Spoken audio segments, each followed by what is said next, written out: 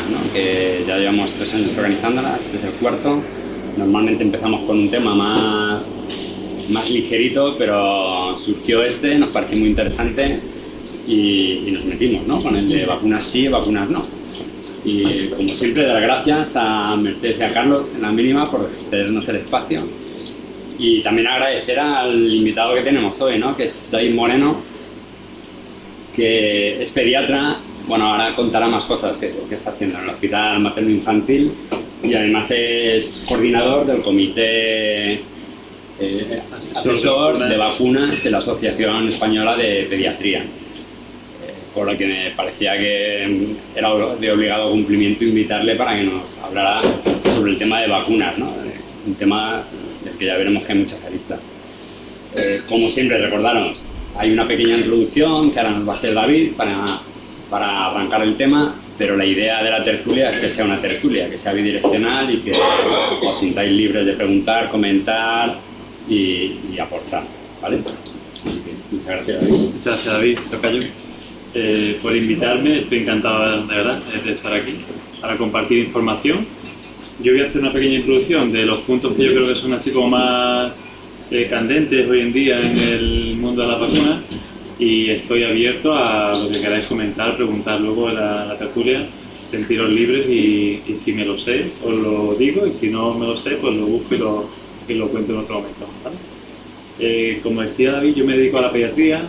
Llevo 20 años ya, me he preguntado desde cuándo estoy, pues he hecho memoria y llevo 20 años en el Hospital Materno Infantil de Málaga, profesión que me apasiona, me dedico a infecciones graves. Esas infecciones graves pues van desde neumonías, que son así como cosas así como más conocidas y tal, a infecciones más severas, ¿no? VIH, meningitis, infecciones raras, tropicales, pues todas esas cosas vemos en el hospital, ¿no? Y de ahí viene un poco mi sensibilización con el tema de las vacunas, ¿no? Lo que las vacunas han conseguido, que incluso me ha dado tiempo a ver en estos 20 años que llevo trabajando, de ver un número de meningitis y enfermedades muy graves cuando empecé a trabajar, incluso los que trabajaban ya de hacía más tiempo que yo decían que antes había muchísimos casos de polio, sarampión, meningitis. Pues la verdad que yo casi que no he visto casos de sarampión ni de polio, no conozco ningún caso de polio afortunadamente. Sarampión he visto muy poquitos casos, cuando antes se veían miles, ¿no? Y en primera persona sí que os puedo contar que antes veía muchas meningitis, casi prácticamente cada mes veíamos 4 o 5 meningitis y algunos de ellos, pues desgraciadamente estos niños se morían o quedaban con secuelas muy graves. Prácticamente ya no vemos ninguna meningitis a día de hoy en el hospital, ¿no? Hay infecciones que claramente son directamente muy relacionadas con el nivel de vida, la nutrición, la higiene, como son la gastroenteritis, el cólera, el paludismo. Todas esas infecciones son muy asociadas al sitio donde viven, ¿no? Pero hay otras infecciones que no tienen nada que ver con la higiene, el nivel de vida y nada de eso, ¿no? Sigue habiendo el mismo número de meningitis en países que no vacunan, por ejemplo, del norte de Europa, que hace 30 años, ¿no? Cuando el nivel de vida allí es muy alto, ¿no? Es decir, lo que realmente ha hecho bajar ciertas infecciones, que son la mayoría de ellas de transmisión respiratoria, es decir, no por las manos, no por el agua, sino directamente de persona a persona, como puede ser el caso de las meningitis, el sarampión, pues esas infecciones gracias a las vacunas han prácticamente desaparecido. Entiendo que hay mucha polémica con las vacunas porque hay pues, mucha información, yo creo que también hay mucha información errónea y una de las cosas que me hizo venir aquí, que hablando con David pues le comenté que a mí me encanta el tema de la divulgación y el hablar con la gente y aclarar dudas, que lo decimos mucho, hay que informar, pero hay que informar, evidentemente hay que hacerlo, ¿no? Y yo estoy dispuesto a ir siempre a colegios, a reuniones de padres, locales o nacionales para compartir información, ¿no? Y pienso que la información que tengo yo de primera mano en el hospital es muy valiosa también, ¿no? Por otro lado, también he estado haciendo ensayos clínicos con vacunas, ¿no? Que también siempre hay mucha leyenda negra con los ensayos clínicos, con las vacunas y ciertamente a veces hay gente que yo creo que quiere entrar o estar ahí. Efectivamente hay veces que escuchamos noticias desgraciadas, ¿no? Un ensayo clínico en China que han engañado, que han puesto una cosa que no era la que debería haber sido y es cierto que todas esas cosas pues manchan mucho la medicina, pero está claro que eso ocurre en menos del 1% de las ocasiones. Como podéis imaginar, no todas las cosas que ocurren en la vida, hay gente mala detrás haciendo cosas malas, ¿no? Sino que sí, os puedo garantizar que la mayoría de casos de ensayos clínicos, de investigación que se hacen hoy en día en la medicina, y yo os puedo dar fe de ello en el hospital, se hacen con un rigor extremo. No podéis imaginar las auditorías que nos hacen pasar, auditorías de verdad, que nos hacen pasar en el hospital cuando hacemos un ensayo clínico. Eso es una cosa que uno se siente hasta delincuente cuando está allí siendo auditado, porque te miran hasta la coma que has puesto al escribir. Y os puedo garantizar que el 99% de los ensayos clínicos que salen hoy en día de la medicina son datos verídicos, reales, hechos con pacientes. Podéis imaginar la donación que hacen a la medicina y a la salud pública que hace la gente que entra en un ensayo clínico, que son gente como nosotros, ¿vale? Hay veces que uno entra en un ensayo clínico porque tiene una enfermedad que puede ser incurable o muy difícil de curar, y es normal que esa gente entre en un ensayo clínico a la desesperada con un tratamiento novedoso.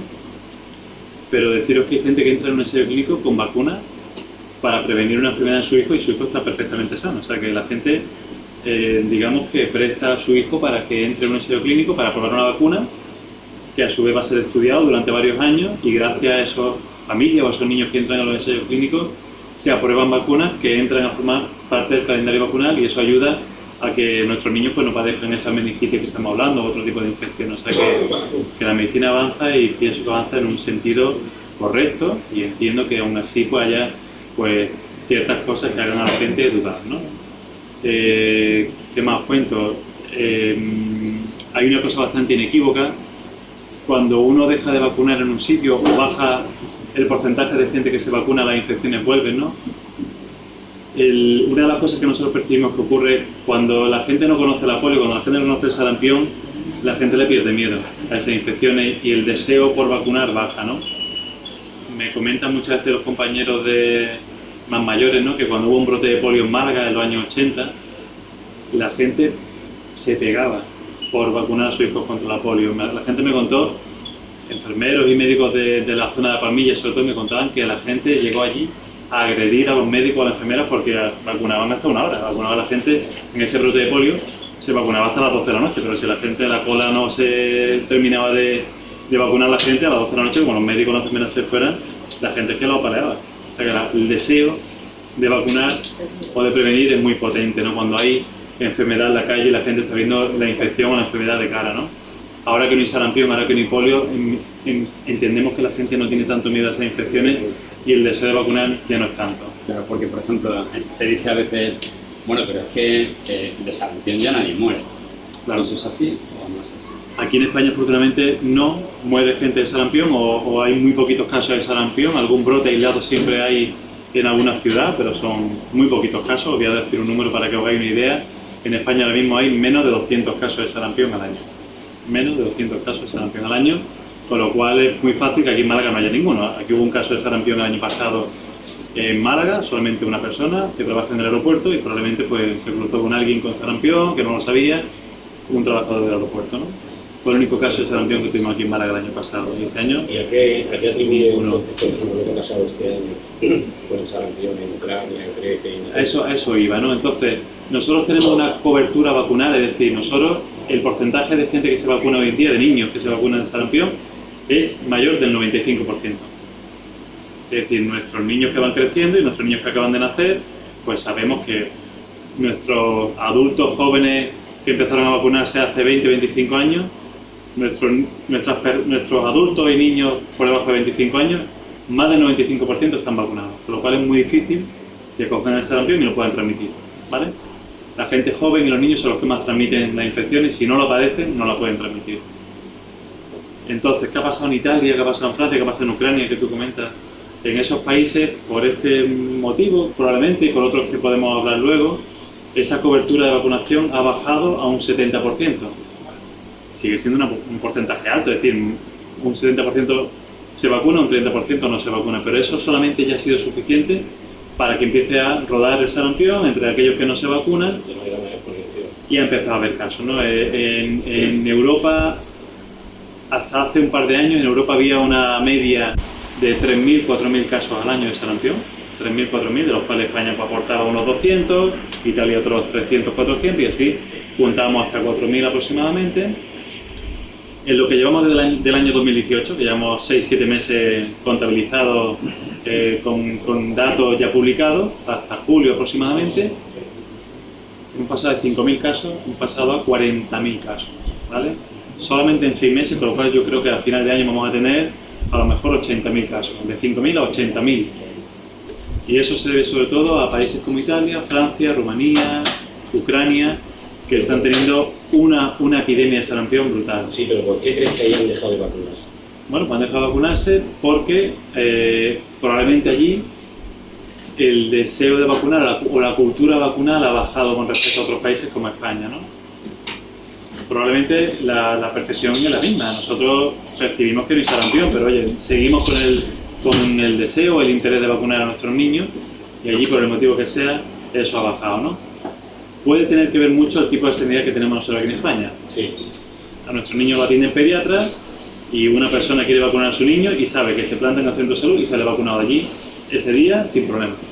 En otros países eso no es así. En otros países hay que pedir cita para el pediatra, que no es un pediatra que esté en el centro de salud esperando, sino que hay que pedir consulta a un pediatra privado, que luego te reembolsa, hay que pagarle, luego te reembolsa el dinero del seguro, hay que pedir cita para la vacuna, te la tiene que firmar el pediatra. Lleva una serie de trámites, una serie de obstáculos que eso hace muy seguramente que vacunas y otras cosas. Pensamos que el modelo pediátrico que hay aquí en España es único en el mundo, o sea, yo creo que una pasada el modelo pediátrico que tenemos aquí en España, mejorable como todo, pero muy bueno comparado con otros países como los que estamos comentando, y eso muy probablemente sea la primera causa de que tengamos una cobertura vacunal tan alta. Otras causas podemos discutirlas, ¿no? Pues, no sé, modelos de sociedad. Piensa en Ucrania o Grecia, como están pasando ahora, pero Italia, y te queda un país vecino que está ahí, ¿cómo puede haber una diferencia tan grande? Bueno, podemos entrar en comentar pues, ciertas tendencias que está viendo en ciertos países. Está por ver todavía, pues una cultura más naturalista o más recelosa de los avances médicos. Probablemente se esté juntando un poco eso. Yo pienso que es perfectamente compatible llevar una vida sana y natural con vacunar. O sea, que yo pienso que las cosas son compatibles. ¿No? Por eso, por si pero probablemente que tenía que ver con la campaña de antivacuna. Bueno, pues probablemente que si realmente es tan potente como para que ocurran, para que lleguen a ocurrir esas cifras tan exorbitadas. Probablemente tenga algo que ver, no tengo ni creo que haya números, ¿no? Por eso está por estudio. De esto, en Barcelona ha habido un estudio hace poco, en Cataluña, uno de los sitios donde parece que hay más pues zonas de gente antivacunas, fue donde ocurrió el caso de difteria, no sé si lo recordáis, hace 3 años, unos padres decidieron no vacunar y su hijo cogió la difteria, una infección que ya no había ocurrido aquí en España hace ya 30 años, ¿no? Bueno, es un caso esporádico, pero que te refleja un poco quizá una mayor tendencia allí, ¿no? Se hizo una encuesta bastante exhaustiva en Barcelona hace un año, y en Barcelona, se hizo la encuesta en Barcelona y salía que un 3% de la población decidía no vacunar a sus niños porque no querían vacunar, es decir, por decisión propia, ¿no? Eso probablemente coincide con lo que tenemos. Nosotros tenemos un 95% de cobertura vacunal, es decir, hay un 5% que no vacunan a sus niños, y de ese 5% probablemente hay un 3% de gente que no quiere vacunar y otro 2% a lo mejor no vacuna porque no puede su niño vacunarse porque tienen un problema de defensa, una inmunodeficiencia, o hay una serie de contraindicaciones para la vacuna. Y luego quizá también hay sitios en los que hay núcleos sociales desfavorecidos. A lo mejor aquí en Málaga no tanto, pero hay sitios en las grandes ciudades, pues hay núcleos de etnia gitana, de rumanos, de chinos y tal, que a la sanidad le cuesta más llegar allí, ¿no? Aunque hacen campañas de vacunación, pues les cuesta. Y probablemente todo eso completa ese 5% de no vacunación. Pero hay gente que no quiere vacunar y si queréis también pasamos al tema de la obligatoriedad, ¿no? El tema polémico es eso. Las vacunas que están en el calendario de vacunación ¿deberían ser obligatorias como lo es la escolarización de los niños y las niñas o no? Mi opinión personal, y que coincide con la Asociación Española de Pediatría, en la cual estoy, como comentaba, con lo cual te quiero un poco reflejar que en general los pediatras a día de hoy en España estamos en contra de la obligatoriedad y eso suena un poco raro, ¿no? Los pediatras que sois tan pro vacunas, ¿cómo podéis estar en contra de obligar, no? Los motivos son varios, ¿no? Los motivos son, por una parte, ideológicos y por otro lado también estratégicos, ¿no? A mí no me gusta obligar a nada y yo creo que las cosas se pueden conseguir o se pueden pactar o consensuar sin obligar, ¿no? Obligar causa rechazo también. Ya eso se ha visto en otras cosas, ¿no? Cuando tú obligas, evidentemente hay un sector de la población que seguro que si estaba dudando todavía va a dudar más o va a rechazar más todavía esa medida, ¿no? Se sabe que mucha gente que no quiere vacunar a sus niños, cuando se informa bien y sabe bien las vacunas, en qué consisten, qué beneficios tiene, qué peligros tiene y tal, no todos, pero muchos de ellos al final acceden a vacunar. Eso ya se ha visto en muchos sitios y yo os puedo contar que muchas veces hay familias que vienen al hospital y son recelosos de la vacunación, tengo una charla con ellos, hablo con ellos, les cuento las cosas que yo sé, la información que tengo y tal, y al final deciden vacunar. O sea que muchas veces el bloqueo está en la información, ¿no? Y la gente que finalmente no quiere vacunar, pues ya está, ¿no? Aquí en España quizás tenemos el escudo de aquellas personas que no quieren vacunar, pues probablemente no les vaya a pasar nada y afortunadamente no les va a pasar nada porque no corre sarampión por las calles porque hay una cobertura de vacunas muy alta. O sea que aquí también podemos también explicar que contamos un poco con que esas personas que no se vacunan se están beneficiando de la gente que se vacuna. Y en Italia esa gente que no se vacuna ahora está padeciendo sarampión. ¿Por qué? Porque ahora sí que hay sarampión, cosa que antes no había y ahora sí que hay sarampión. Y nos consta por compañeros italianos que nos cuentan que la gente que está viendo el sarampión de cerca y que lo está sufriendo a veces en sus carnes, están vacunando luego a sus niños y al final se convencen que hay que vacunar porque sí que es sarampión. O sea que esto que me dijeron que no había, pues sí que hay, ¿no? Yo finalmente quiero resumir diciendo que a día de hoy en España yo creo que no hay que obligar, lo que hay que informar bien y que la gente decida con toda la información encima de la mesa, ¿no? Que la gente piense un poco también lo que hace, ¿no? Estamos hablando de niños, estamos hablando de que esos niños se van a hacer mayores, esos niños cuando sean mayores querrán viajar, seguro, estamos en un mundo que viajamos y España es un país turístico y que viene la gente, ¿no? Ese chico que viaja, que trabaja en el aeropuerto se ha cruzado seguro, es muy probable que se haya cruzado con un italiano o un inglés que tenía sarampión en sus secreciones, ¿no? Es decir, vivimos en un mundo muy globalizado. Y si nuestro hijo quiere ir a hacer un campus universitario a Estados Unidos, o a Italia, o a Francia, o un Erasmus, o un Interrail, o lo que sea, y no está vacunado de nada en ningún momento, esos adultos están en riesgo. O sea que sepamos un poco lo que hacemos con nuestros niños y acordarnos de que si decidimos no vacunar a nuestros niños, decidamos que cuando sean mayores le digamos, oye, que sepas que yo no te vacuné, pero oye, que ahora eres tú ya el adulto que tiene que decidir si se vacuna o no se vacuna, que vas a viajar, que vas a trabajar y que, bueno, que te informes y que decidas si te quieres vacunar o no, ¿no? O sea, que sepamos un poco lo que estamos haciendo, oye, que seamos libres, pero consecuentes también con lo que hacemos, ¿no? No, yo era un poco a lo que estás hablando. Yo creo que, por lo menos yo, las familias que conozco que no vacunan son consecuentes con la no vacunación, ¿no? Entonces, si estamos hablando de... Y no son gente que no se informa, ¿no? Porque cuando hemos hablado... Bueno, pues te hablo de las que, ¿vale? De las que yo conozco, evidentemente tiene que haber de todo. Y porque hay gente que vacuna sin saber ni para qué ni qué estamos metiendo, hay de todo. Entonces, en nuestro campo pues tiene que haber de todo. Entonces yo, mi historia de ser obligatorio es, evidentemente, no estoy de acuerdo con obligar a nada, pero si se deja espacio para decidir, lo que tampoco me parece pues honrado, porque estamos dejando libertad para decidir, es la caza de brujas que se hace hacia las familias que no quieren vacunar a sus hijos ni a sus hijas, ¿no? Entonces, porque lo hemos hablado muchas veces, porque cuando yo voy a una guardería pública, la vacunación no es obligatoria y a mí me piden un calendario vacunal.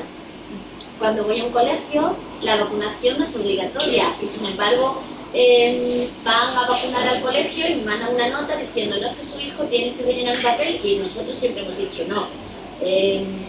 Y al día siguiente hay otra nota de no, pero es que no tiene que dejar usted su... ¿Qué te estoy diciendo? Que no quiero. Entonces,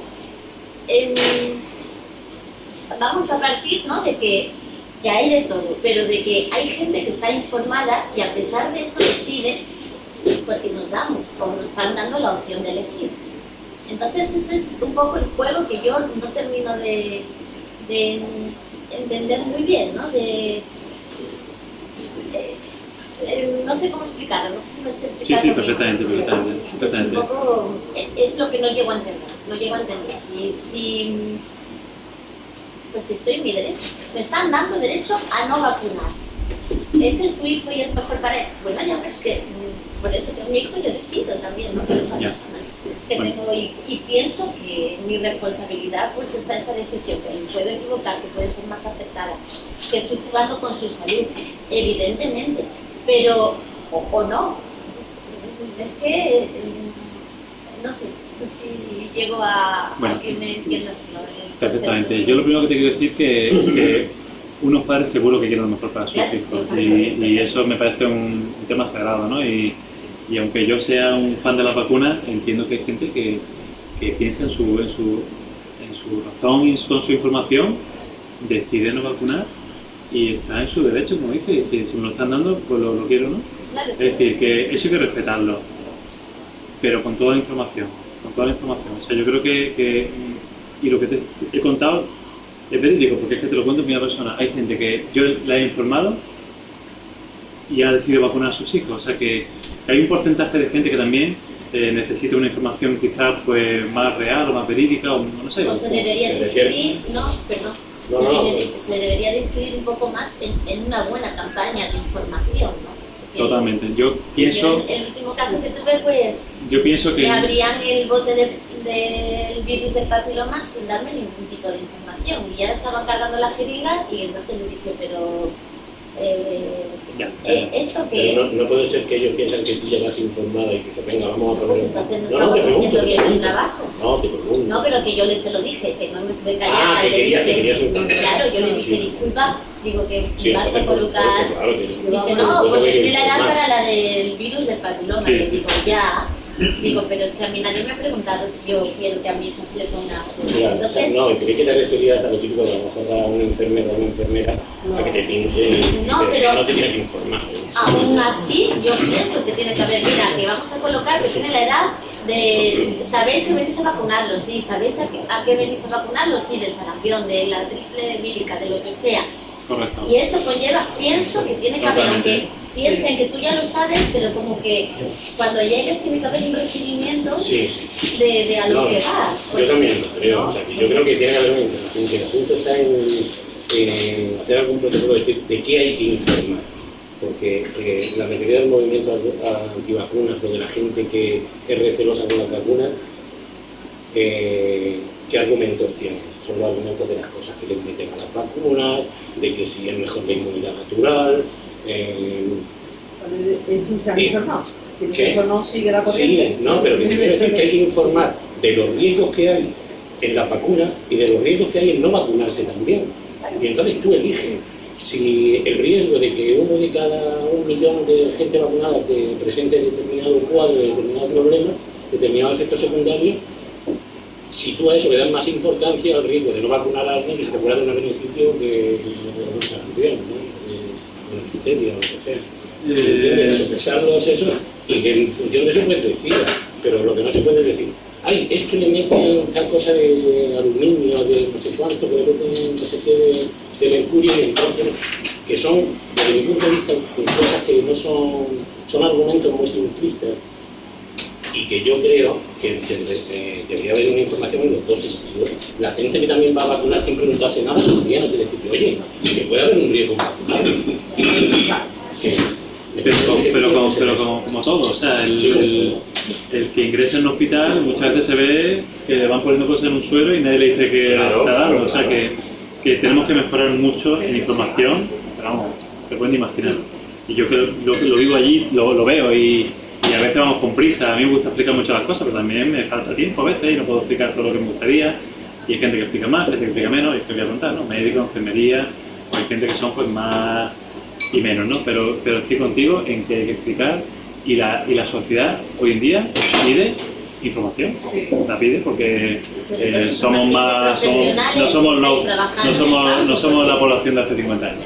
Sí, Hemos cambiado, está claro. Queremos información y hay que darla, yo estoy totalmente de acuerdo. Siguiendo un poco lo que estabas tú comentando, ¿no? Que tenía como varias cosas que alguno de lo que estaba hablando. Obligatoriedad, o sea, lo de la cartilla. Hoy en día no es obligatorio vacunar y no es legal, digamos, no admitir a alguien porque no esté vacunado. Eso que hacen en la guardería es una cosa más disuasoria que otra cosa. Que lo pueden hacer con más mano izquierda, con menos mano izquierda, con más actitud acosadora o menos. Yo, evidentemente, eso que cuentas, pues no nos gusta, porque parece que te están acosando y te están señalando, ¿no? Entiendo que son sitios los cuales no quieren un brote de sarampión, porque eso hace que la guardería, a lo mejor, se la cierren o tenga mala fama en el sitio, ¿no? Entonces, ante eso, quieren que todos sus niños estén vacunados y que no haya problema, ¿no?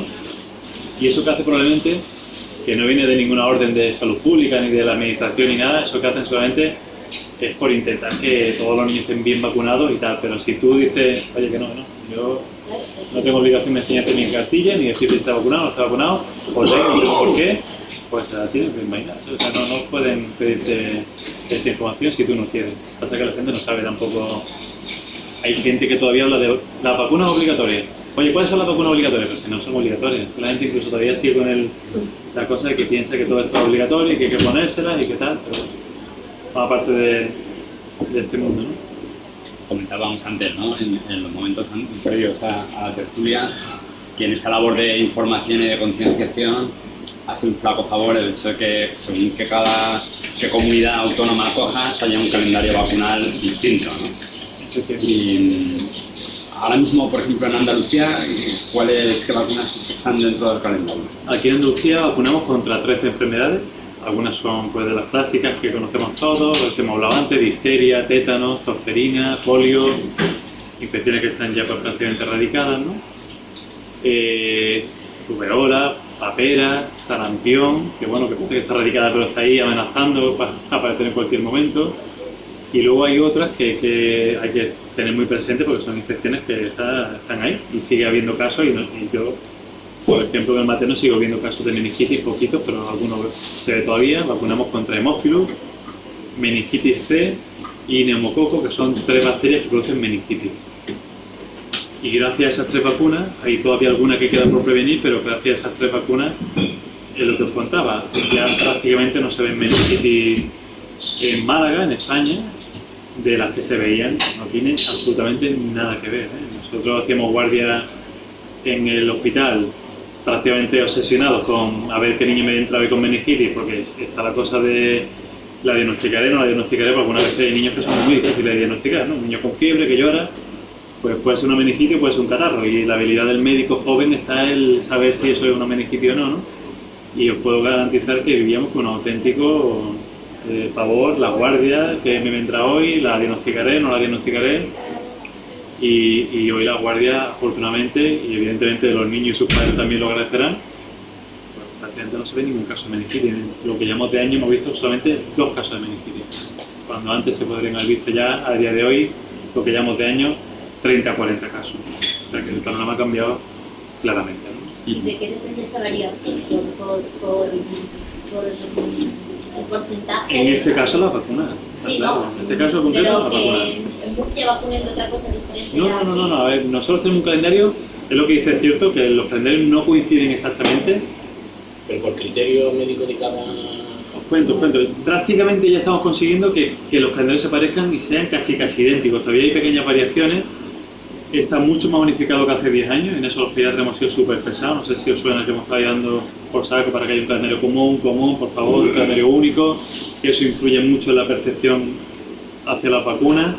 Y estamos a punto de conseguirlo, pero desgraciadamente, de vez en cuando se nota algún toque político en esas variaciones. Es decir, las elecciones están ahí y si meto esta vacuna con otras cosas, evidentemente, pues ahora seguramente que nuestro partido sea mejor visto de cara a las elecciones, ¿no? O sea que todavía se nota ahí la oportunidad política que hay con algunas medidas, como por ejemplo puede ser las vacunas, y eso hace que todavía no terminemos de conseguir el dichoso calendario vacunal único, ¿no? Aún así, prácticamente es el mismo. Hay muy pequeñas variaciones, pero para las cosas importantes como las que estamos hablando, todas las comunidades vacunan, de todo lo que hemos dicho, vacunan todas. Hay pequeñas variaciones a veces de la edad. Aquí se vacuna a los 12 meses, allí a los 15 meses. Hay pequeñas variaciones que no nos gustaría que existieran, pero bueno, son variaciones menores. Y en Murcia el efecto de las vacunas de la meningitis es el mismo a día de hoy, así que el descenso, me gusta hablar en primera persona porque pues yo creo que lo que diga uno en primera persona siempre tiene mucho valor, ¿no?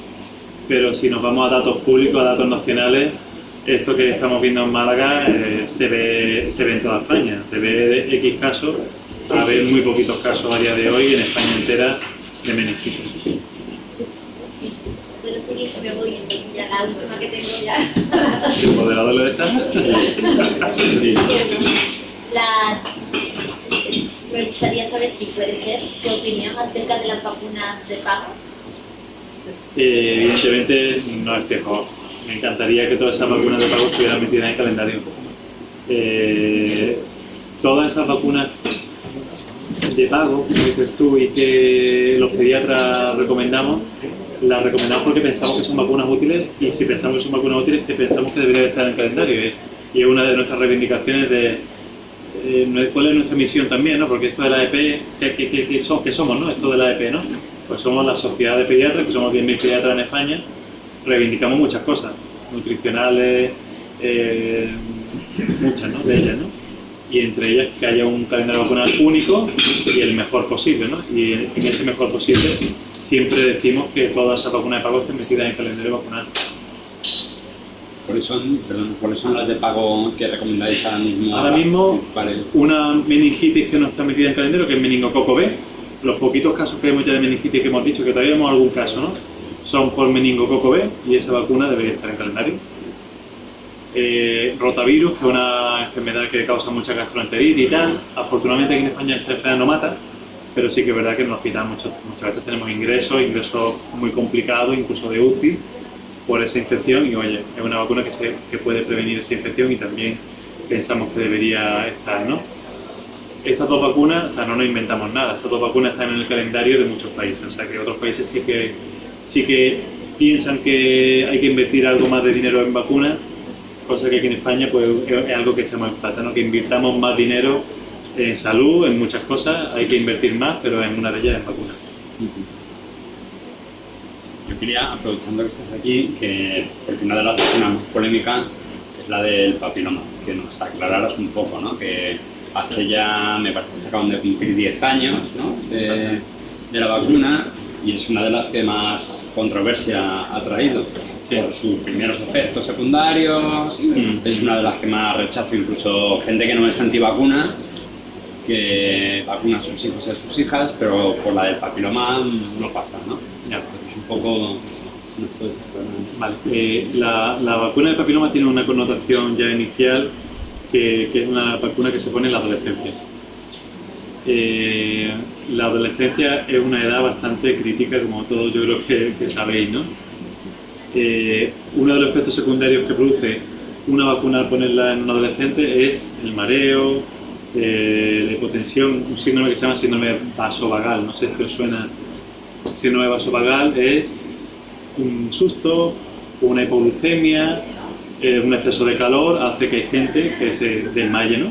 Se desmaya, la típica persona que se desmaya, se le levanta la pierna un poco, se la abanica y se despierta y no sabe qué ha pasado, ¿no? Eso es una reacción vagal, ¿no? Hay gente que tiene más susceptibilidad a tener reacciones vagales que otras, ¿no? La adolescencia es una edad especialmente muy sensible a los síndromes vasovagales, ¿no? En vacunas tenemos una cosa bastante curiosa, cuando, no sé si sabéis que en algunos sitios se vacunan los colegios. Para alcanzar coberturas más altas, muchas veces lo que se hace es se desplaza el centro de salud, una delegación del centro de salud, se va al colegio y vacunan allí pues a todos los niños que los padres pues, hayan firmado el consentimiento, ¿no? Y están en fila allí todas las chicas para vacunarse, y hay veces que se hace muy a la vista, ¿no? Hay veces que se hace muy bien, una habitación, cada uno van pasando de una en una y tal, pero otras veces un poco en plan mili, ¿no? Todas allí puestas y está allí vacunándose, y hay ocasiones en las que se pone la vacuna a una chica, la chica que se está vacunando se desmaya, y las de la fila se desmayan también 3 o 4, ¿no? Antes de vacunarse, ¿no?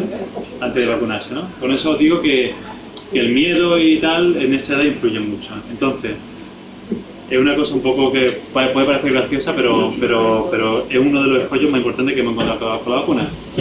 Hay gente que se desmaya y convulsiona. O sea, que es que hay una de las reacciones más extremas del síndrome vasovagal, que es que la persona que se desmaya acabe haciendo como una especie como de convulsión, ¿no? Y eso es una cosa médica, descrita y que puede ocurrir en cualquier síndrome vagal, ¿no? En no pocas ocasiones ha pasado de vacunar del papiloma, vacunar en la adolescencia, llamámosle papiloma aquí, pero es que es la vacuna que se pone con más frecuencia en la adolescencia, y la chica se ha desmayado y ha convulsionado. Entonces hay una serie de chicas que se vacunan y convulsionan, y eso saltó digamos, a los medios, y saltó evidentemente también en las publicaciones científicas, que había una serie de personas que convulsionaban, y algunas, evidentemente, esa chica hay que ingresarla y estudiarla y ver qué pasa, ¿no? Entonces, sí que sabemos que hay una reacción vagal cuando se vacuna en la adolescencia con papiloma o con cualquier vacuna.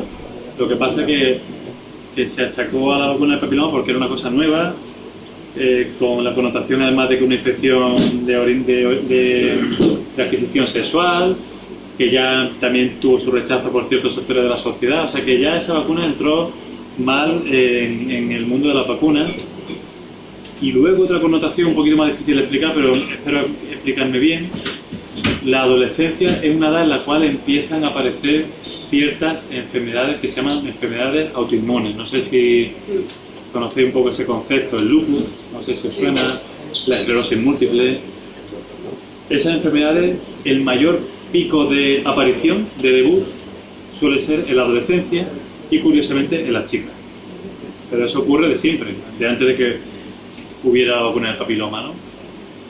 Y ocurre evidentemente en chicos y en chicas no vacunadas también, ¿no? Entonces, si una persona se pone la vacuna del papiloma y a los 3 meses o 4 meses o incluso al mes, ¿no?, hace una esclerosis múltiple o hace un lupus, lo normal es que tú digas, pues que esta se puede la vacuna. Es que yo estaba bien, he puesto la vacuna del papiloma y al mes que he desarrollado un lupus o he desarrollado una esclerosis múltiple, ¿no? Y eso es lógico pensarlo, y evidentemente la medicina tiene que estar ahí pendiente de a ver si la vacuna provoca también este tipo de problemas, ¿no? Cuando ocurre un caso, evidentemente salta a la prensa y muchas veces ha ocurrido pues cosas así, ¿no? Convulsiones, epilepsias, esclerosis múltiple, y esos casos desgraciadamente tienen mucho bombo y salen en la prensa, o en el sitio donde ocurre, pues la gente le coge miedo a la vacuna y no vacuna a lo mejor a sus niñas, ¿no? ¿Qué hace la medicina? Pues coger a toda la gente que se ha vacunado, estamos hablando de millones de dosis, ¿no?, de millones de personas que se han vacunado, ver cuántas esclerosis múltiples, ver cuántos lupus ha habido en ese gran población, y compararla con una población también grande que no se ha vacunado del papiloma o de lo que sea, ¿no? O sea, la medicina lo que hace hoy en día es comparar datos a gran escala, ¿no? Miles de gente que se ha vacunado y miles de gente que no se ha vacunado.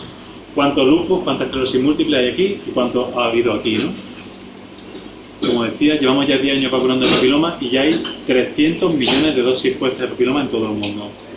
Con toda esta controversia que ha habido, la vacuna del papiloma es la más seguida, la más estudiada, la que más estudios se ha llevado por parte de todos los países, de la OMS. Es decir, la OMS está muy pendiente de esta vacuna y cada año o cada 2 años hace una recopilación de todos los datos, cosa que no se hace con todas las vacunas porque es un trabajo de chinos, ¿no? Pero con papiloma sí que está dedicando una especial atención porque sabe que hay mucha polémica, y cada año, cada 2 años la OMS saca un documento, ¿no? Y el último documento, que es del año pasado, 300 millones de dosis puestas, y no hay ningún dato que haga pensar que la vacuna provoca ningún efecto secundario importante, ¿no? Es decir, hay el mismo número de casos de lupus, de esclerosis, de epilepsia, de un montón de efectos secundarios que se están siguiendo en los que se vacunan que en los que no se vacunan. Y los datos son los datos, o sea que eso, a día de hoy, eso es así, ¿no? Y eso hace que sigamos vacunando. Cuando ha habido algún problema con alguna vacuna, con algún medicamento, ya sabéis que salta la alarma, se retira, se deja de vacunar, o sea, la medicina en ese aspecto yo creo que sigue funcionando bien, y cuando hay alguna cosa que no gusta, incluso por seguridad muchas veces, hay un lote de un medicamento que ha habido una contaminación, que ha habido algo, y no solo se quita ese lote, sino que se quitan todos, se dejan en cuarentena, se estudian todos, y ante la mínima duda siempre se opta por lo más conservador. ¿Que hay dudas? Se quitan. ¿Que hay dudas? No se vacuna. Y así se ha hecho con algunas cosas. O sea que haceros idea de que hoy en día, cuando se siguen haciendo cosas y se sigue haciendo campaña de vacunación y tal, es porque la seguridad es máxima. Otra cosa es lo que sepamos dentro de 2 años, que no se sabe. Pero lo que se hace hoy en día, se hace con seguridad. Yo por lo menos así lo pienso, y de hecho yo me vacuno también, y vacuno yo tengo 2 niños y los vacuno. O sea que lo que decíamos, uno quiere lo mejor para su hijo, y yo en este caso pues lo que quiero es vacunarlo. O sea que lo hago porque sé que es seguro, si no, no lo haría. Con esta de papiloma, hablando con padres y madres, argumentos que yo he oído es para no vacunarlo, es que no cubre todos los tipos de papiloma, son unos pocos. También alguna madre me ha dicho, digo madre porque en este caso era una madre, pero porque solo a las niñas, porque los chicos también podemos, los hombres también podemos contagiarnos, ¿no? Porque solo se vacuna a las chicas. Primera pregunta, la vacuna de papiloma cubre a día de hoy un 70-80% de los serotipos. Ojalá tuviéramos el 100% cubierto, pero es lo que tenemos. Meter todo al 100%, porque la pregunta es fácil, pero se va, ¿por qué no habéis metido el 100%, no? Y no se ha metido el 100% porque no tenemos los mismos papilomas aquí que en Asia o que en América. Se ha intentado coger el que más o menos abarcaba el 80% en todo el mundo. No podemos conseguir la vacuna del 100% para todo el mundo. O sea que se decidió coger una que más o menos cubriera el 80% de todo el mundo, ¿no? Estratégicamente es muy difícil hacer una vacuna de papiloma para España, otra para América, otra para Asia, eso es muy complicado, ¿no? Entonces, bueno, lo que tenemos. La que tenemos, la de que cubre el 80%, pues bueno, es mejor eso que no vacunar, que eso es 0%, ¿no? La siguiente cosa, el tema de los varones. Yo soy un convencido de que hay que vacunar a los varones, ¿no? Y no solo yo, sino que en general los pediatras pensamos que los varones tenemos que vacunarnos también. Algunos países están vacunando ya. En Europa ya hay como 4 o 5 países que vacunan a varones, además son países de los que consideramos importantes, ¿no? Que toman decisiones importantes. Inglaterra, Alemania ya vacuna. En Estados Unidos vacunan ya hace varios años. En Latinoamérica, Argentina empezó a vacunar hace un par de años, y Brasil acaba de decidir vacunar a todos los varones también. O sea que parece que es una tendencia que va a haber en el mundo de vacunar también a varones. ¿Conocéis la patología que produce el papiloma en los varones? En las chicas sí, ¿no? En las chicas lo del cuello de útero, ¿no? El cáncer de cuello de útero. Efectivamente, ¿no? En chicas, cáncer de útero, cáncer de cuello de útero, eso es lo que un poco el problema más gordo que hace el papiloma es ese, pero también provoca cáncer en la zona genital del varón, pene, ano, también provoca cáncer, y también, como decía ella, en laringe, en la zona orofaringia. El cáncer de boca, el cáncer de laringe, de toda la vida se asociaba al tabaco, ¿no? Era uno de los cánceres que clásicamente producía el tabaco, además del de pulmón, ¿no? Además, podéis imaginar que es un cáncer muy mutilante. La gente que tiene una traqueotomía, las personas mayores que tienen una traqueotomía o que tienen media cara operada, ¿no? La mayoría de esas personas son gente que han fumado, que han sido alcohólicos y que han sido víctimas de un cáncer de la boca, ¿no? Se suponía que bajando el consumo de tabaco iba a bajar el cáncer de boca, como ha bajado el cáncer de pulmón al bajar el tabaquismo, pero el cáncer de boca no solo no ha bajado, sino que ha subido. Y ese ascenso que ha habido se sabe que ha sido por el papiloma. Se ha empezado a hacer una cosa que antes no se sabía, y es que toda la gente que se opera de cáncer de boca, de laringe, se está buscando el papiloma, y cosas que antes no se hacía, y en el 90% de los casos se encuentra papiloma ahí. En esas células cancerígenas se encuentra el papiloma, y fíjate qué casualidad que es el mismo papiloma que el que produce el cáncer de cuello de útero, ¿vale? parece que ahora hay ciertas prácticas sexuales que a lo mejor no teníamos hace 50 años, ¿no? Antes había más alcoholismo, más tabaquismo, pero ahora pues hay más parejas sexuales, hay más prácticas de sexo oral y eso hace que también haya más difusión del papiloma, ¿no? Entonces el varón, aparte de enfermar por papiloma, pues también está dentro de la cadena de infección del papiloma. La chica no está infectada, pero puede estar el chico y el chico infectar a la chica, o el chico puede tener prácticas homosexuales y si se vacuna a la chica, a lo mejor se benefician algunos chicos, ¿no? Pero los chicos homosexuales no se pueden beneficiar de la vacunación de las chicas, ¿no? Es decir, pensamos que hay que vacunar a chicos y a chicas. Y lo ideal es vacunar antes de tener las primeras relaciones sexuales, ¿no? O sea, es, digamos, el momento mejor y por eso vacunamos en la adolescencia. Que sí, que es otra pregunta típica. Yo he tenido ya relaciones sexuales, ¿me puedo vacunar? ¿Se gana algo si me vacuno aunque ya haya tenido una pareja? Hay gente pues también pues, que ha tenido incluso, se ha casado, o ha tenido pareja, ha tenido hijos y uno ve como muy raro, ¿no? El vacunarse con 40 años, ¿no? Siempre se puede uno vacunar, nunca es tarde para vacunarse. Que uno haya tenido prácticas sexuales no significa que ya haya conocido el papiloma seguro. Además hay muchos tipos de papiloma, como decíamos antes, ¿no? Hay una serie de virus de papiloma y hay gente que está infectada por un solo papiloma, o ninguno, ¿no? Pero hay gente que está infectada solamente por un papiloma y si se vacuna, pues se protege contra el resto de papiloma que no ha pasado todavía, ¿no? O sea que nunca es tarde para vacunarse y yo animo a vacunarse a todo lo que quieran. Bueno, se tomó aquí en España la decisión de solo vacunar a las chicas. ¿Eso fue una decisión sanitaria o política o una mezcla? Bueno, pues fue una decisión, quiero creer que sanitaria, porque además se tomó hace 10 años cuando todavía no se conocía muy bien el tema del varón, ¿no? Como todo lo que estamos aquí hablando del varón se sabe de hace muy poquito tiempo, ¿no? Y a lo mejor se tomó más pensando en que realmente la que más se beneficiaba era la chica, ¿no? Pero ahora que ya sí que se sabe que el chico sí que está ahí y que debería vacunarse, es un tema de inversión económica, es decir, es un tema de invertir, como estábamos comentando antes, ¿no? ¿Por qué vacuna Inglaterra y Alemania y no vacuna España al varón? ¿Hay más papiloma allí o qué, no? El papiloma es igual aquí que aquí y allí pues se decide invertir más en sanidad y en vacunas concretamente y a lo mejor aquí nos falta ese puntito de invertir un poquito más, ¿no? Siempre con la cosa de que invertir no solamente se gana en salud, sino que a largo plazo se gana hasta dinero. Se ahorra. Es decir, lo que se gaste ahora en vacunas de papiloma se va a ahorrar en cáncer de cuello de útero, de cáncer de cabeza y cuello, en cáncer anal, en verrugas genitales, en los problemas psicológicos, que parece que está ahí como olvidado, ¿no? Pero sé de personas que tienen verrugas genitales, no es un cáncer, pero son verrugas genitales debido a papiloma, y no os podéis imaginar lo que estigmatiza, lo que altera la vida de una persona con verrugas genitales.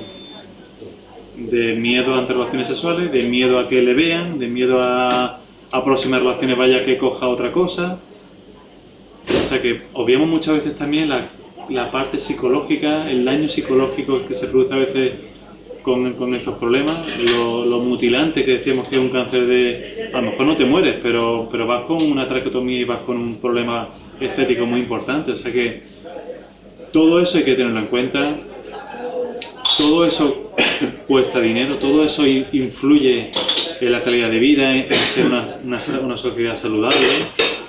La gente saludable es más feliz, trabaja más a gusto, produce más, o sea que todas esas cosas hay que tener en cuenta a la hora de decir voy a invertir un dinero. Muchas veces nos da la impresión de que los partidos políticos piensan en el momento, ¿no? Esto me cuesta a mí un dinero, pero los beneficios de esta vacunación no se va a ver hasta dentro de 10 o 20 años, ¿no? Y eso no lo voy a ver yo, que soy el que estoy aquí gastándome el dinero, ¿no? O sea que yo creo que hay que hacer políticas de inversión sabiendo que el beneficio pues lo verá otro, ya está, pues esto es así. Perdona, correcto, la vacuna del papiloma. Ahora hay una controversia en la coca, en el núcleo, la conocen en los últimos artículos, Sí. han echado a gente del comité ejecutivo de la Cochrane. Espera, para... La Cochrane es Eso una organización que lo que hace es estudiar, analizar los distintos estudios, los ensayos clínicos, y con respecto al papiloma, hubo un artículo que salió en agosto del mes pasado que ponía muy bien la vacuna, a pesar de no demostrar en los 10 años de uso de la vacuna que haya prevenido un cáncer de cuello, porque en realidad todavía no sabemos, la vacuna de papiloma no ha demostrado la prevención del cáncer de cuello de útero. Ha demostrado que es en el cuerpo y ha demostrado que puede hacer que las alteraciones intraepiteliales en el cuello del útero sean menores comparado con un grupo que es el placebo, ¿no?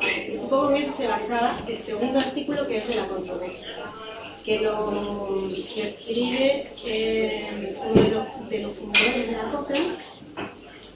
Y lo que critican en ese artículo básicamente es que no se han ceñido al método científico a la hora de analizar los estudios previos, ¿no? Porque la Cochrane lo que hace es analizar los ensayos clínicos que se han realizado fundamentalmente en el papiloma. Los ensayos clínicos son de la industria que produce la vacuna, ¿no? Y bueno, era preguntarte esto, de qué te parecía, de si realmente podemos confiar, porque a mí es verdad que la vacuna de papiloma no me genera ninguna confianza, no con el tema de efectos secundarios, sino con el tema de que realmente nos sirva para prevenir el cáncer, tanto del cuello del útero y de manera severa. Esa era mi pregunta. Vale, Sí. te contesto hasta lo que puedo también saber, porque ahí ha habido un tema personal y un intríngulis personal ahí dentro de la Cochrane, que nosotros evidentemente no podemos conocer desde fuera qué movimiento ha habido ahí, yo creo que incluso hasta de protagonismo personal y de no sé, cosas personales que ha podido ver también ahí, ¿no? Voy a irme primero a la parte médica y luego te digo un poco mi visión de lo de la Cochrane, ¿no? Hay vacunas que el efecto beneficioso de la vacuna lo ves inmediatamente, ¿no? Tú vacunas de la polio a una población muy grande y si la polio deja de haber polio en el siguiente año, está clarísimo. La vacuna previene la polio, porque había tanto polio, se le ha puesto a esta población y al año siguiente, de haber 1000 casos de polio, hay un caso de polio solo, o sea que aquí hay un efecto inmediato, claro, ¿no? El papiloma no produce una infección y de la infección ya pasa cáncer, ¿vale? Yo me infecto de papiloma, puede ser que lo rechace, es decir, que lo elimine, mi inmunidad lo elimine, o se me quede el papiloma para siempre ahí, ¿no? Que eso es lo que le ocurre a un cierto porcentaje de la gente, ¿no? Ese papiloma se queda ahí y empieza a hacer como una especie como de alteraciones celulares en el cuello de útero, o en la boca, o en el ano, o en el pene, donde toque ese virus, ¿no? Y esas lesiones que va produciendo ahí lentamente, hasta que produce cáncer, más o menos dura unos 20 años. Es decir, para yo ver que vacunando a toda esta población, al año siguiente o a los 2 años siguientes hay menos cáncer de cuello de útero, es que es imposible, porque el cáncer tarda, tarda 20 años. Pero, el camino que hay desde que te infesta hasta el cáncer de cuello, para la gente que no sabe tanto en medicina, pues hay una serie de grados, ¿no? Para que me entendáis, grado pre-cáncer 1, grado pre-cáncer 2 y grado pre-cáncer 3, ¿no? ¿Vale? Eso es un poco el estadiaje que va viendo, la progresión que va viendo desde que te infesta hasta que tienes cáncer, ¿no? Entonces, desde que se vacunaron las primeras chicas de papiloma hasta que se vea que tienen cáncer de cuello de útero o no, pues tienen que pasar 20 años, ¿no? ¿Qué podemos hacer en medio para ver si va bien la cosa o no? Ver si las que se vacunan tienen la enfermedad esa que hemos dicho, grado 1, la grado 2 o la grado 3, hasta que se produzca el cáncer, ¿no? Es la única forma. Lo que sí está claro es que desde que te infecta de papiloma, no hace... de repente se va a cáncer. Es decir, de cero, de no ver nada, no sale un cáncer. Siempre hay que pasar por el grado 1, por el grado 2, por el grado 3, ¿no? Es decir, si tú no tienes grado 1, no vas a hacer un cáncer. Si tú no tienes grado 2, no vas a hacer un cáncer, ¿vale? Entonces, lo que sí se ha demostrado, y eso sí que soy contundente, lo siento, te lo tengo que decir, porque hay muchos estudios que ya se ha visto, es que las que se vacunan tienen mucho menos lesiones grado 1, lesiones grado 2 y lesiones grado 3 que las que no se vacunan. Pero lo cierto sería que si está vacunada, la vacuna es efectiva, ¿no? No deberían tener ninguna. Bueno. Como no estamos vacunando los 200 tipos claro, es que es el problema. Es que es el problema, es el problema. Es que creo que muchas veces no somos nosotros mismos, los sanitarios, no somos objetivos con determinado tipo de... Bueno, pero no podemos prevenir todo. Desafortunadamente no podemos prevenirlo todo, pero eso no quita que sea mejor que no hacer nada. La quimioterapia no cura todos los cánceres. ¿Estás de acuerdo conmigo? Y no por eso decimos, mira, es como esta quimioterapia que solo cura el 60%, no te la vamos a poner. Yo sinceramente pienso que en este tema concreto, claro que hay vacunas que son muy efectivas, ¿no? segurísimas para la población y que evitan enfermedades tremendas que simplemente pueden pegar, ¿no? Pero creo que con la vacuna de papiloma me parece que estamos todos un poco contaminados con el tema de la industria. Hay dos casos al parecer, ¿no? En el último artículo que escribe el hombre este que han echado. En ese artículo dice que de los que se han incluido dos casos de cáncer de cuello de útero, precisamente de gente, de mujeres vacunadas con el papiloma. Entonces, me parece que hay que ser... A ver, yo no soy quien, porque es verdad que yo como parte base, ¿no? Y no me dedico a un estudio exhaustivo. Un médico ni un enfermero puede dedicarse en su tiempo laboral a hacer un estudio exhaustivo. Pero es verdad que pienso que con la vacuna de papiloma la potencia y la fuerza de la industria farmacéutica está haciendo probablemente que pongamos una vacuna, no que no sea necesario, porque hay métodos, como tú dices, en 10 años, con controles, con el Papa Nicolau, con la detección del virus de papiloma en el cuello de útero, podemos prevenir que esas mujeres terminen el cáncer de cuello sin estar vacunadas. ¿Entiendes? Entonces, no entiendo muy bien la inclusión de la vacuna de forma obligatoria en el calendario vacunal. No, obligatoria. Bueno, obligatoria, es decir, financiar. En el calendario, cuando hay otra, a lo mejor, pues sí sería, ¿no?, enfermedades mucho más graves, como la meningitis que está hablando, ¿no? Eso es lo que sí me genera controversia, ¿no? Creo que no podemos estudiar, cada uno de nosotros, hacer una copia de todos los estudios y ver, ¿no?, como hemos estado haciendo en la Cochrane, y es un poco lo que ha determinado este problema que tenemos. Vale. Aparte de... A ver, vale, la Cochrane lo que se dedica sobre todo es a juntar ensayos clínicos, ¿vale? Ensayos clínicos son lo que decíamos antes, una serie de población, que pueden ser 1000 personas o 2000 personas, unas se vacunan y otras no se vacunan y hacen comparaciones, ¿no? Luego está lo que pasa en la vida real, lo que pasa cuando vacunas a un país entero, ¿no? Entonces, con el tema de la Cochrane, el problema es que muchas veces sumar datos de ensayos clínicos diferentes y de diferentes sitios, es decir, ¿podemos juntar los datos de un ensayo clínico hecho en la India y uno hecho aquí en España o hecho en Inglaterra? O hecho en Rumanía. Cuidado con los ensayos clínicos que se hacen en países pobres también. Los datos y los análisis que se hacen y tal, yo también a veces me quedo un poco dudando si esos datos son reales o no son reales, están bien hechos, son tan fiables como los que se hacen aquí. La industria farmacéutica y qué papel tiene en estos países también, en África. Yo también evidentemente tengo mis dudas, ¿no? Entonces entiendo también que la Cochrane tenga sus propias disputas internas a la hora de... Son personas, no son robots, no son máquinas. Y para unos científicos de la Cochrane puede ser normal juntar todos los datos de todos los ensayos clínicos y juntarlo todo y hacer allí una lavadora, ¿no? O decir, no, yo no juntaría estos datos de este estudio con este otro que no tiene nada que ver, que son otras poblaciones, que son hombres, estas son chicas.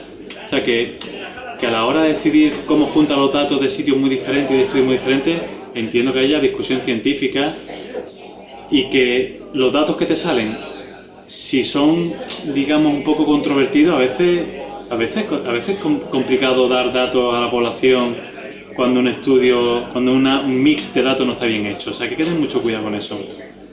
Y ahora me voy, quito industria farmacéutica, quito Cochrane, quito todo, y me voy a países con un buen sistema de vigilancia, en la cual la industria farmacéutica no tiene nada que ver. Ministerio de Sanidad de Inglaterra, por ejemplo, Ministerio de Sanidad de Australia.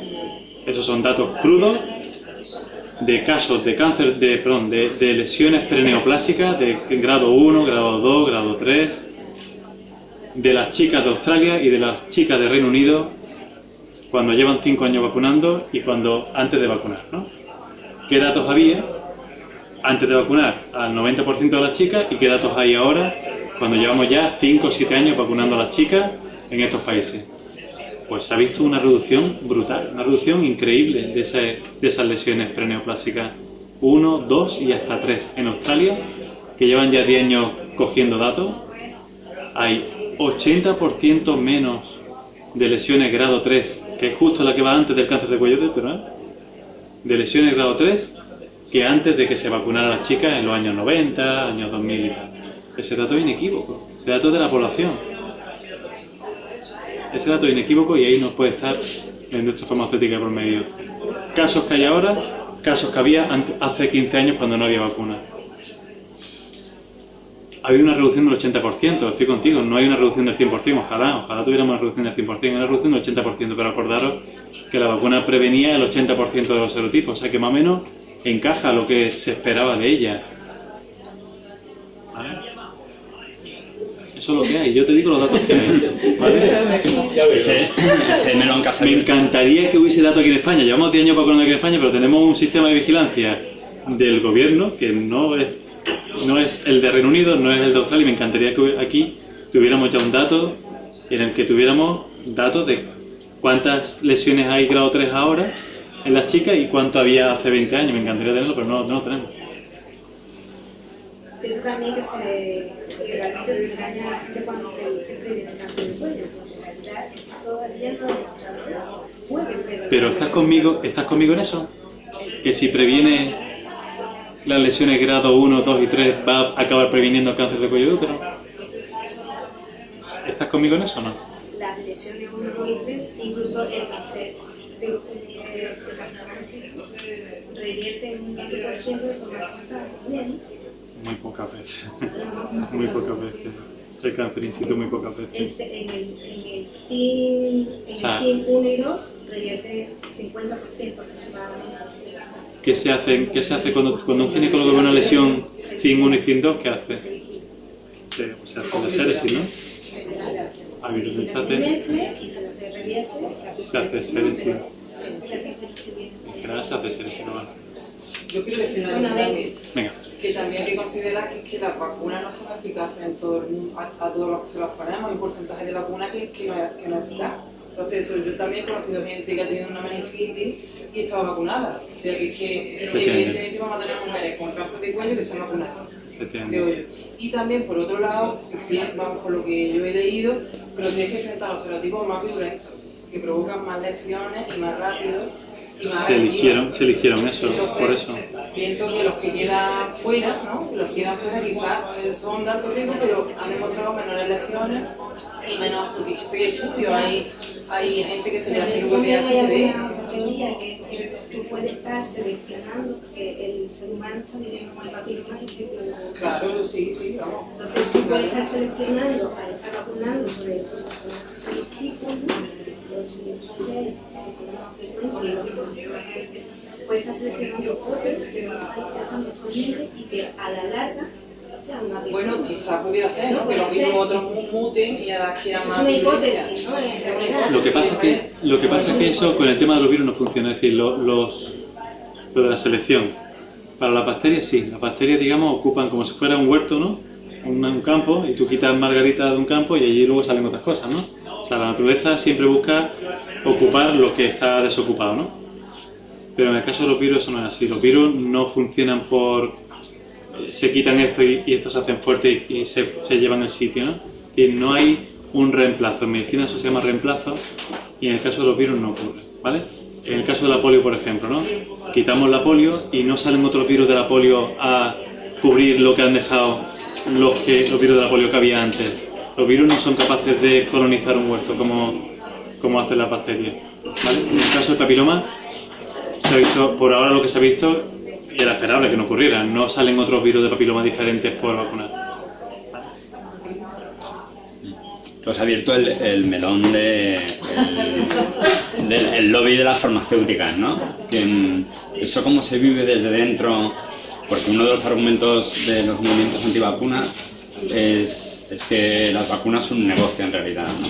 Que pesa más el negocio que el bien público y sanitario que aportan las vacunas. Y tú que has participado también en ensayos clínicos, como has apuntado al principio, también siempre una de las acusaciones es el que hay sobre los ensayos clínicos, no tanto de adulterar resultados, sino de los médicos que participan en ensayos clínicos terminan prescribiendo vacunas o productos de las farmacéuticas que han pagado esos ensayos, ¿no? Vale. ¿Con eso cómo se vive desde dentro? Pues mira, a ver, os comento. Evidentemente esto no me gustaría que se quedara solamente con una cosa de las vacunas, sino que es aplicable a la medicina en general, ¿no? Y sabemos que la industria farmacéutica evidentemente es la que fabrica los medicamentos y las vacunas, ¿no? Que ha salido, perdón, la punta antes sí. que justo es que acabamos de vivir el caso, se me ha ido el nombre, la eminencia que teníamos en Estados Unidos relacionada con el cáncer, que termina dimitiendo porque había aceptado pagos de farmacéuticas, entonces siempre está esa sombra, ¿no? Vale. A ver, os digo una cosa general y luego os digo algo mi visión o mi experiencia personal, ¿no? Desgraciadamente, los gobiernos o la administración invierte poco en investigación. En otros países sabemos que invierten algo más, ¿no? Pero a mí me encantaría que nosotros invirtiéramos en investigación. Ya sabéis lo que se paga, lo que se invierte en investigación aquí, los jóvenes becarios que salen hoy en día, lo que cobran, 400 euros. 500 euros al mes. ¿Quién va a investigar con 400 euros? Si es mi sueldo, además. ¿En qué gasto es mi sueldo en material? Que no es ridículo, ¿no? Es decir, el apoyo a la investigación y para crear nuevas moléculas, nuevas vacunas, totalmente independiente de la industria farmacéutica, ahora mismo es imposible. Hacer una pregunta: ¿por qué ningún gobierno fabrica vacunas? Las vacunas son muy costosas. El armatoste, digamos, biológico, ¿no? La fábrica biológica que hay que crear para crear una vacuna y que no sabemos si va a funcionar o no, porque primero hay que investigarla y ver qué tal, ¿no? O sea, la inversión que hay que hacer ahí, ningún gobierno se atreve a hacerla. Es decir, la inversión económica que hay que hacer ahí es brutal, ¿no? Claro que me gustaría que la vacuna la fabricáramos nosotros y la vacuna de la gripe la fabricáramos nosotros. No sé si sabéis que tenemos problemas de abastecimiento de vacunas. Hay veces que pues no tenemos vacunas, no sé qué, no tenemos vacunas, no sé cuánto. Y el problema fundamental es que han entrado a competir con nosotros países emergentes como China, Brasil. Y Brasil decide vacunar el papiloma a los varones. Puede dejar sin vacuna de papiloma a muchos países, entre ellos España, por ejemplo. O sea que, ¿y eso cómo se soluciona? Pues si nosotros fabricáramos nuestras propias vacunas, pues probablemente no tendríamos que tener ese problema, ¿no? De que estamos viviendo un poco en el hilo, ¿no? De si tenemos o no tenemos vacuna para el año que viene, ¿no? Pues seguramente al final nos costaría hasta más barata, ¿no? Si hubiésemos invertido hace años en vacunas, ¿no? A lo que voy es que estamos un poco expuestos a esto, a que al final la industria farmacéutica es la que fabrica las vacunas, la que fabrica los medicamentos y evidentemente no son ONG y ellos evidentemente quieren ganar dinero y pagar lo que le ha costado la investigación. Yo entiendo que eso también hay que pagarlo. Y nosotros como médicos lo que tenemos que intentar estar totalmente al margen de todo eso, ¿no? Ensayos clínicos. Yo he participado en ensayos clínicos. Os cuento lo que ocurre aquí en España, lo que ocurre aquí en Málaga y lo que ocurre conmigo, que trabajo en un hospital en la que hacemos ensayos clínicos, ¿no? El dinero que se paga por los ensayos clínicos va a una fundación del hospital y ese dinero que entra en la fundación por un ensayo clínico que se ha hecho, nosotros no podemos coger de ahí ni un duro. No podemos coger dinero para nosotros. Todo ese dinero hay que reinvertirlo en investigación y de ahí sacamos nosotros el dinero para investigar en otras cosas huérfanas que nadie investiga, como puede ser la fibrosis quística o puede ser una enfermedad rara, ¿no? Es decir, nosotros no cogemos ni un duro, y os lo puedo garantizar, no cojo yo un duro, ni mis compañeros cogen un duro, porque es que no podemos, no nos dejan. Aunque quisiéramos, no podemos coger un duro de lo que entra por ensayos clínicos ahí. ¿Que eso hace que yo prescriba más la vacuna? Evidentemente está también ahí en la conciencia de cada uno y en el buen hacer de cada uno, que esto es aplicable a todos los trabajos del mundo, ¿no? No sé si vosotros tenéis vuestros propios conflictos de intereses con no sé, con la cerveza que se vende aquí o con el, no sé en qué trabajáis, pero cada uno pues puede tener sus propios conflictos con sus propios intereses, ¿no? O sea que yo puedo hablar de mí y puedo defender a la gente que conozco, pero no puedo defender a todo el mundo. Este hombre de Estados Unidos, pues, joder, pues me parece fatal. Pero como mucha gente que hace las cosas mal, ¿no? O sea que al final, ¿cuál es el resultado final de todo esto? ¿La medicina avanza? Sí.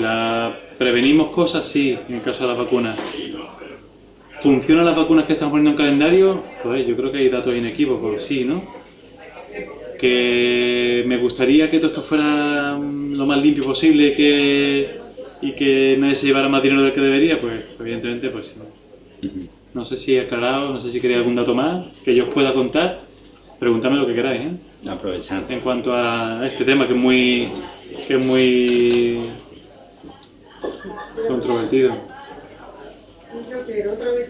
Yo digo lo que hago yo. Buena respuesta. En todo caso, No puedo responder por todo el mundo, lo siento. La tasa de vacunación infantil en España Es muy alta, muy alta. Que en España, no sé en otros países, pero en España tenemos problemas de antivacunas juveniles. Cada una vacuna, en concreto para mí personalmente, la papiloma con la que hay controversia, pero en general la gente vacuna a sus niños. 95% de cobertura, con lo cual es otro dato que es inequívoco, ¿no? Que, como el que te comentaba ya antes, pero que es un dato inequívoco. Es decir, nosotros, nuestros padres, los padres de los niños de hoy en día, el 95% vacunan a sus niños, o sea que además es el objetivo que la OMS pide, o sea que lo cumplimos a rajatabla. Para concluir, porque uno de los temas que hemos hablado es el de falta de información, ya no solo cuando en el momento en el que te vas a vacunar, sino que hablamos de campañas informativas, de cómo articularías tú o cómo crees que se podría mejorar, qué margen de mejora hay en la información que nos llega. Pues mira, partiendo de la infancia, no se habla de vacunas en los colegios, los niños se ponen las vacunas, los padres no lo saben, pero los niños tampoco. Ya partimos de ahí, de un déficit de información desde que uno es niño, ¿no? Yo intento explicarle a mis niños qué se ponen.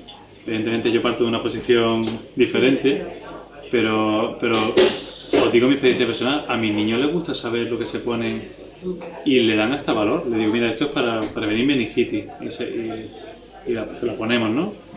Y yo noto como que el niño le da valor a eso. El resto de niños pues o lloran o otra vacuna. Venga, Y si los niños saben ya algo desde que son niños, seguramente van a llegar adultos con una cultura médica mejor, ¿no? Y quien dice vacuna habla de todo, ¿eh? Vacuna es una parte de la información médica que hay que dar a la población, ¿no? Lo que hemos comentado, hay que informar mucho más a la gente. Yo echo mucho de menos campañas informativas que vamos a hablar de la televisión, ¿no? De las de horas que se gasta en telebasura hoy en día, ¿no? Y nadie pone un programa de cosas básicas, ¿no? ¿Cuándo ir a urgencias? Cuando un niño tiene fiebre. Es que es una cosa súper básica, es que la urgencia está llena de niños con fiebre que no tenían que haber ido a urgencia, porque con una información básica, pues igual no deberían ni haber ido y allí pueden coger otra cosa peor que la que llevaban puesta, ¿no? Y así hay muchas cosas. Echamos en falta campañas de información médica en general, sanitaria básica en televisión, en radio. Hay una oportunidad perdida brutal que es en las salas de espera. En las salas de espera de los hospitales, de los centros de salud, se podría dar mucha información. Están las televisiones allí que te ponen cosillas a veces que no tienen ninguna importancia y se podría dar información súper importante de higiene, de lavado de manos, lavándose las manos se previenen un montón de infecciones en invierno, un montón. De cuidados básicos de un abuelo, de cómo lavar heridas, de cómo limpiar a una persona recién operada que se va a la casa, miles de cosas, de vacunas. Se pierden muchas oportunidades de información. Muy bien, pues si nadie más quiere intervenir, damos por concluida. Agradecer a la mínima, como siempre, cedernos el espacio. A vosotros y a vosotras por venir a esta primera tertulia mínima de la cuarta temporada, y por supuesto a David, que yo creo que nos ha ofrecido una visión, nos ha aportado información sobre un asunto que habría parte que conoceríamos, pero yo personalmente había otra que desconocía. Así que, muchas gracias por invitarme. Encantado, ¿eh? Muchas gracias.